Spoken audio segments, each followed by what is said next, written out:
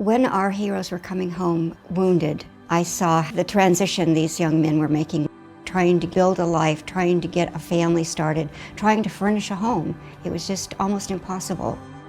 I've gone into homes where the bed is on the floor and they're living exactly like they did in Afghanistan. It was very difficult for me coming back home.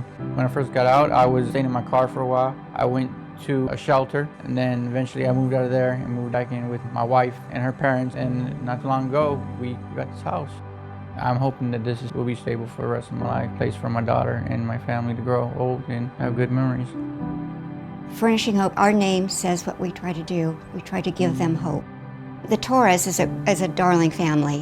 When I saw the house and saw how empty it was, it just hadn't become a home yet, and that was our main goal. Kind of to push him to accept more color, peacefulness. When you live in a home that's all dark, as sometimes there are people with PTS do, it's kind of a little bit of depression too. We wanted to give him more life in this house. At Living Spaces, we believe that the home is a reflection of the individual. It impacts the way they feel, just their overall outlook on life. Being involved in these projects, it's amazing to see what an impact the work that Furnishing Hope has on these brave men and women, on their lives and in their home. The Living Spaces trucks were loaded up bright and early this morning and made their way out to the location. Everything was unloaded, assembled, and then the Furnishing Hope team did their job of styling the home to perfection. This whole thing, the whole house, everything could not have happened without Living Spaces. They've been so wonderful to us, to our wounded heroes. And it's just been a fury of activity. We put the rugs out, did the throw pillows. Their beds had to be actually put together so that we could get the mattresses on. I think the ottoman here was so pretty. It's made the room, and the beautiful pictures from Living Spaces. If you go into the kitchen, the table is wonderful. They had hardly anything before. They had folding chairs. The son's room literally just had a beanbag on the floor. We've transformed that room with his daybed, desk to study with.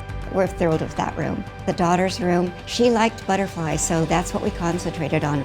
I just can't wait till she comes in and sees that room. And Daniel and Jessica, their room had mattresses on the floor. I think it totally transformed that room to have that gorgeous bed put in there. When I pulled up, my wife pointed out, she goes, "Oh, look, we have a flag now." And that just meant the world to me. Coming into the house, it was a shock. I'm still in shock. My son's room, you guys didn't even know him, but you got him to a T. And my daughter's room, it was beautiful. It was awesome. I just want to give a thanks to Furnishing Hope and Living Spaces for everything they've done for my family and myself.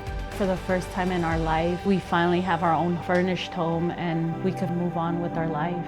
Ultimately, we would like to see less of these projects. We'd like to see more of our brave soldiers coming home unscathed, unharmed. As long as the need is there, Living Spaces will be there. Our hope for Daniel, for his wife and their children, is to give them a place to reinvigorate him. Thank you Furnishing Hope and Living Spaces for all that you've done for me and my family. I want to give you guys a big hug right now.